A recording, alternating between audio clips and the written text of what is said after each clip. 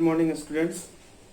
आज हम लोग क्लास 12 के एक और टॉपिक संग्रहालय के विभिन्न प्रकारों के बारे में पढ़ेंगे और उनका आलोचनात्मक विश्लेषण करेंगे। तो चलिए स्टार्ट करते हैं। संग्रहालय के कार्यों में की प्रकृति में समरूपता होने के कारण सभी संग्रहालयों को एक ही परिभाषा के अंदर परिभाषित किया जाता है, जबकि वास्तविकता यह है कि सभी संग्रहालय की स्थापना के पीछे उद्देश्य, प्रबंधन, संगठन और दर्शकों और आकार में भिन्नता पाई जाती है, जिससे संग्रहालय एक विशिष्ट स्वयं में एक विशिष्ट प्रकृति वाला बन जाता है, जिससे संग्रहालय के अध्ययन में कठिनता आ जाती है। इस समस्या का समाधान करने के लिए वर्गीकरण का सहारा लिया जाता है, जिसके अंतर्गत संग्रहित वस्तुओं को उनके विशेष गुणों की समानता और असमानता के आधार पर उनको वर्गीकृत किया जाता है और उनको एक क्रमबद्धता में सजाया जाता है, जिससे उन्हें समझने में आसानी हो। इस वर्गीकरण की प्रक्रिया के द्वारा वस्तुओं के विषय में विस्तृत जानकारी तथा उनकी विशेषताओं के बारे में पढ़ना आसान इसलिए हो जाता है क्योंकि इसमें इस विभाजन में प्रत्येक वर्ग में सीमित और सजातीय वस्तुओं को ही रखा जाता है। अब संग्रहालय को विभिन्न भागों में बांटा गया है जो निम्नलिखित है। अब हम लोग उसके बारे में पढ़ेंगे। पहला है ऐतिहासिक संग्रहालय। ऐतिहासिक संग्रहालय में प्राचीन काल से लेकर आधुनिक काल तक के वस्तुओं को संग्रहित किया जाता है, जो इतिहास के लेखन और इतिहास जानने में महत्वपूर्ण भूमिका निभाता है। अमेरिका के शिकागो शहर में स्थित संग्रहालय विश्व का सबसे बड़ा ऐतिहासिक संग्रहालय है। भारत के ऐतिहासिक संग्रहालयों में प्राचीन काल के अवशेषों के साथ मध्यकाल के राजवंशों के संबंधित वस्तुओं को एवं वर्तमान समय के राष्ट्रीय आंदोलनों को से संबंधित वस्तुओं को संजो कर रखा जाता है। प्राचीन राजमहलों, किलों एवं भवनों को ऐतिहासिक संग्रहालय के रूप में परिवर्तित कर दिया गया है। ये हुआ इसका पहला प्रकार ऐतिहासिक संग्रहालय। अब दूसरा है राष्ट्रीय संग्रहालय। प्रत्येक देश के इतिहास को विभिन्न झांकियों, संभाषणों, चित्रों तथा शिक्षा के माध्यम से बताने के लिए राष्ट्रीय संग्रहालय का निर्माण किया जाता है। इसमें प्राचीन काल के लिखित, धार्मिक, साहित्यिक और ऐतिहासिक उपादानों को संग्रहित किया जाता है।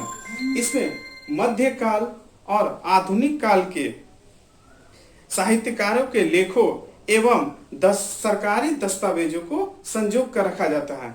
इसके साथ साथ इसमें पुरातात्विक चीजों को भी संजो कर रखा जाता है।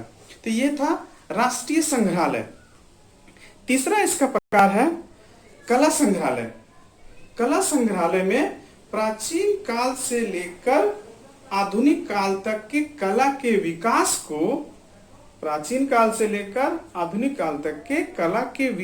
को झांकियों के माध्यम से प्रदर्शित किया जाता है। संयुक्त राज्य अमेरिका का फिलाडेल्फिया कला संग्रहालय सबसे बड़ा कला संग्रहालय है। पुनः जागरण काल के माइकल एंजेलो कृत मोनालिसा एवं राफेल कृत द लास्ट सपर भी कला संग्रहालय में रखा गया है। भारत में भी प्राचीन काल से लेकर आधुनिक काल तक के चित्रों को संजो कर रखा जाता है।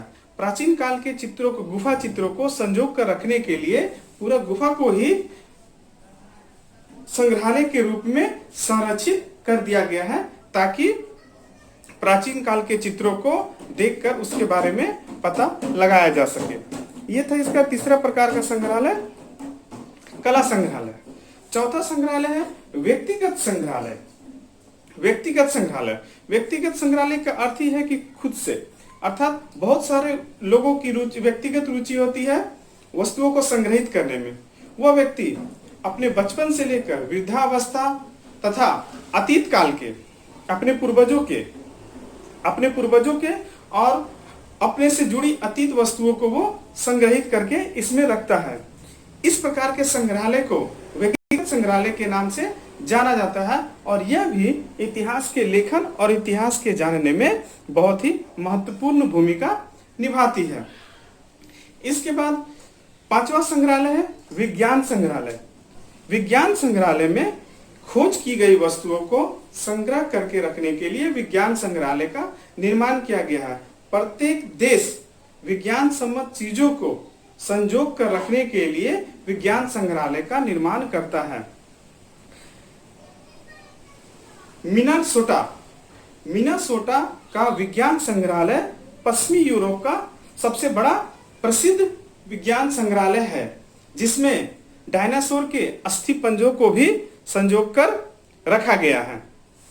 इसके साथ साथ इसके अंतर्गत तारामंडल को भी सम्मिलित किया गया है, जहां विशाल गोल कक्ष में आकाशीय तारा एवं ग्रहों को फिल्म के माध्यम से प्रदर्शित किया जाता है। ये हुआ विज्ञान संग्रहालय। अब इसके बाद है सामुद्रिक संग्रहालय। सामुद्रिक संग्रहालय या सामुद्रिक म्यूजियम। सामुद्रिक संग्रहालय में सामुद्रिक इतिहास, संस्कृति और पुरातात्विक से संबंधित सामग्री को संग्रह किया जाता है। यह संग्रहालय दो प्रकार के होते हैं। सामुद्रिक संग्रहालय दो प्रकार के होते हैं। पहले प्रकार के संग्रहालय में पुरातात्विक चीजों को संग्रह किया जाता है, जैसे समुद्र में अंदर पाए जाने वाले जहाजों के अवशेषों को इसमें संग्रह किया जाता है। टूटे फूटे जहाजों के अवशेषों को इसमें संग्रह किया जाता है। और दूसरे प्रकार के संग्रहालय, जिसे सामुद्रिक इतिहास का संग्रहालय कहते हैं, इसमें प्राचीन काल से लेकर आधुनिक काल तक के सामुद्रिक इतिहास के विकास को लेखकों संग्रहित किया जाता है। ये था सामुद्रिक संग्रहालय। अब इसके बाद चल संग्रहालय। चल का अर्थ है, अर्थात यह वह म्यूजियम होता है जिसमें वाहनों द्वारा वस्तुओं को प्रदर्शित किया जाता है। अर्थात संग्रहित की गई वस्तुओं को जब हम किसी वाहन में स्थापित कर उसको हम एक जगह से दूसरे जगह पर ले जाकर, शैक्षणिक उद्देश्य से एक जगह से दूसरी जगह पर ले जाकर जब इसको हम प्रदर्शन करते हैं, तो ऐसे संग्रहालय को हम चल संग्रहालय की संख्या दी गई है। इनका उपयोग खास करके शैक्षणिक उद्देश्य से किया जाता है, ताकि एक जगह के लोग, एक जगह के संस्कृति को दूसरी जगह के लोग जान सके, उसके बारे में समझ सके और जानकारी प्राप्त कर सके। इसके बाद सातवां प्रकार है सैनिक संग्रहालय। सैनिक संग्रहालय में सैनिक के इतिहास से संबंधित बातों को, सैनिक से संबंधित चीजों को संजोग कर रखा जाता है। इसमें युद्ध का सामान, हथियार, वर्दी तथा युद्ध के समय नागरिकों के प्रदर्शन को नागरिकों के संबंधित सामग्रियों को संग्रहित किया जाता है। तो सैनिक संग्रहालय में सैनिक से जुड़े बातों को, उस समय के नागरिक के जीवन को, उस समय उसके वर्दी को, उस समय की युद्धों के सामग्रियों को आदि को संग्रहित किया जाता है। अब इसके बाद हुआ बाल संग्रहालय या बाल म्यूजियम। बाल म्यूजियम खास करके बच्चों के अनुरूप ध्यान में रखकर इसको बनाया जाता है, क्योंकि बच्चों की आदत होती है वस्तुओं को छूने की, उसे देखने की, या गलती से उनसे गिर जाता है। तो इस प्रकार के बाल संग्रहालय में वास्तविक चीज को ना रखकर उसके प्रतिरूप को वहां रखा जाता है, ताकि यदि नष्ट हो भी तो वो उनका प्रतिरूप हो। इसलिए बाल संग्रहालय में वास्तविक वस्तुओं को ना रखकर उसके प्रतिरूप को या मॉडल को रखा जाता है। इसका भी उपयोग खास करके शैक्षणिक उद्देश्य से लिए किया जाता है, ताकि बच्चों को उसके बारे में सदृश जानकारी दे सके और बच्चे उसका लाभ उठा सके। तो इस प्रकार आज हम लोगों ने संग्रहालय के विभिन्न प्रकारों के बारे में